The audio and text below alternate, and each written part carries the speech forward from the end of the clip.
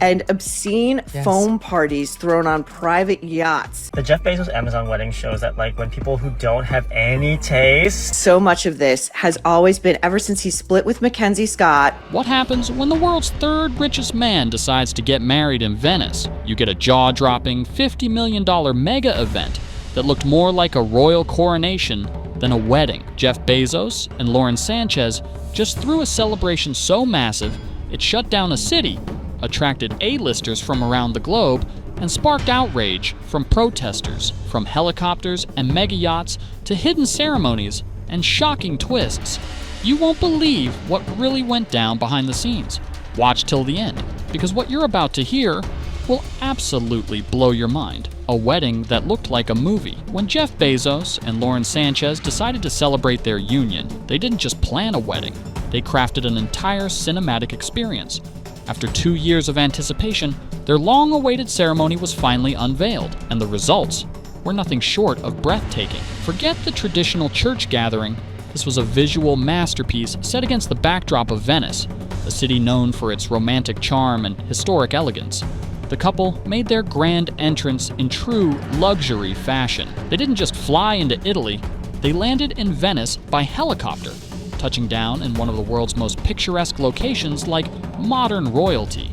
With cameras flashing and the internet already buzzing, they checked into the opulent Almond Hotel. Their suite overlooked the Grand Canal, and rooms at this hotel reportedly begin at $4,500 per night, a fitting setting for what would soon become a globally talked about celebration. But the city wasn't just a backdrop, it became part of the experience. Locals watched in awe as streets were blocked, waterways rerouted, and security tightened. Venice, for a few days, stopped being a tourist destination and became the stage for one of the most extravagant celebrations in modern memory. The sheer scale of logistics, coordinating venues, security, accommodations, and arrivals spoke volumes about the effort poured into every detail. This wasn't just a couple tying the knot, it was a statement, loud and clear, about wealth, status, and influence. Celebrity chaos hits Venice. When word spread about the wedding, it was clear this event would attract a galaxy of stars,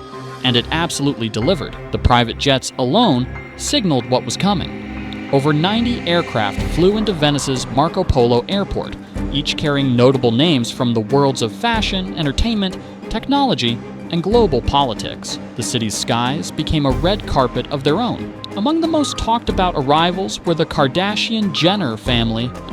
Kim Kardashian arrived wearing a sleek gray Balenciaga two-piece, oversized sunglasses, and her signature confidence. Her sister Khloe added flair with a strapless leopard print gown, and matriarch Kris Jenner stunned in a classic black ruffled evening dress. The three women weren't just attending, they were turning heads at every step, with outfit changes that mirrored the city's Fashion Week energy. But they were just the beginning. Orlando Bloom made headlines by arriving solo, instantly sparking speculation about his relationship status with pop star Katy Perry, who was absent due to her busy tour schedule. Then came heavy hitters, like Oprah Winfrey and her close friend Gayle King. Fashion mogul Tommy Hilfiger, actress Sydney Sweeney, model Karlie Kloss, and global entrepreneur Bill Gates also showed up, with many accompanied by their significant others. Leonardo DiCaprio tried to keep a low profile, arriving with his model girlfriend, Victoria Soretti, but even his subtlety couldn't hide the star power. Even royalty joined the celebration.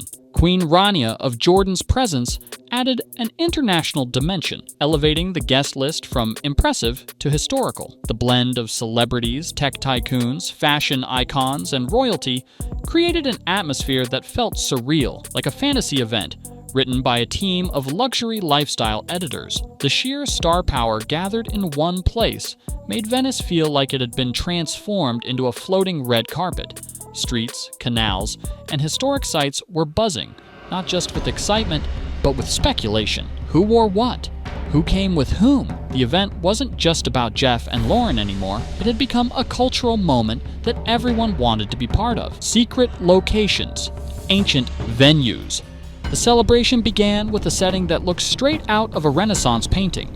Jeff and Lauren opened their festivities at the cloisters of Madonna del Orto, a 14th century Venetian church steeped in history and decorated with masterpieces by Tintoretto. With candlelight bouncing off ancient stone and classical music echoing through the hall, it was a breathtaking start. But the real show unfolded at Scuola Grande di San Rocco, one of Venice's most exclusive venues. Even locals rarely get inside this architectural gem, filled with gold-trimmed ceilings and grand staircases. Bezos turned it into his private palace for the night. To top it off, a world-famous Neapolitan chef crafted fresh pizza on site, turning a centuries-old venue into a pop-up fine dining space. It wasn't just food, it was theater, tailored to impress a guest list filled with the world's most elite, Lauren's million-dollar fashion moment. Lauren Sanchez didn't just dress for the occasion, she redefined her image. Before the ceremony, she wore a sleek white pantsuit paired with a massive diamond ring and a custom bracelet engraved with her initials. It was a power look that set the tone for what came next. Her wedding dress? A one-of-a-kind Dolce & Gabbana gown made from delicate Italian lace. It featured 180 hand-sewn silk buttons, long sleeves, and a flowing mermaid-style skirt. The gown was classic, elegant, and completely different from her usual bold looks.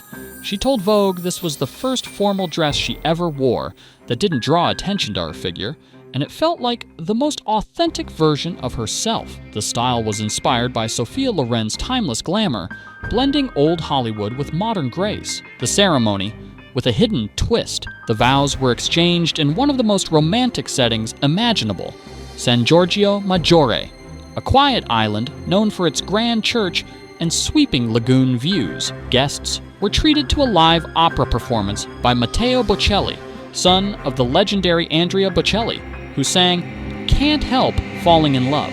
The atmosphere was pure magic. Lauren's sons, Nico and Evan, proudly walked her down the aisle, adding a deeply personal touch to the moment. Everything seemed perfect until the twist came out. According to Italian City Hall officials, the ceremony had no legal status.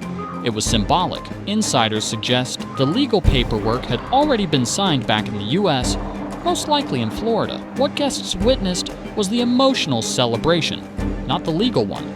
A fact that gave the whole event a surprising behind-the-scenes dimension, from couture to crystals. Lauren Sanchez embraced her new role in full style. After the ceremony, she changed into a Rita Hayworth-inspired dress that gave off vintage Hollywood vibes.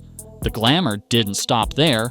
She later wowed the crowd in an Oscar de la Renta gown embellished with a staggering 175,000 crystals. Every movement turned her into a walking chandelier, but the transformation wasn't just physical. After the wedding, Lauren officially updated her Instagram to Lauren Sanchez Bezos, wiping out her old posts and replacing them with just 2 professionally shot wedding pictures. The caption?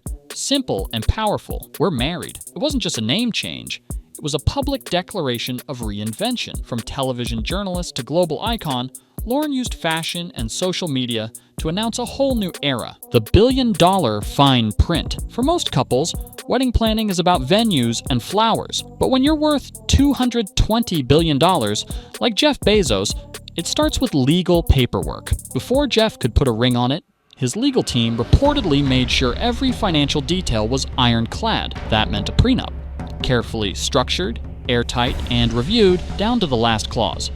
Insiders say Jeff was ready to get married months earlier, but lawyers advised against rushing until everything was signed and secured. It wasn't just about love, it was about protecting a global empire. The balance between romance and responsibility was crystal clear, and it showed in how calculated every step of this wedding was. And yet, despite the contracts and legal scrutiny, the event still radiated emotion. It was clear this wasn't just a business move, it was a deeply personal commitment too. VIP privacy only. In an age where even guests live stream weddings, Jeff and Lauren did something different. They made privacy the priority. Every guest was required to hand over their phones before entering the main ceremony. No selfies, no behind-the-scenes leaks, and no distractions. Just pure presence. The couple wanted everyone fully in the moment. That meant no interruptions, no digital noise, just raw emotion and real connection. It gave the entire event a rare sense of intimacy, something you rarely see in celebrity weddings. Even with a guest list full of stars, the lack of phones created something priceless. Total focus on the couple, not the cameras. For a man who built an empire on technology, Bezos made a bold choice.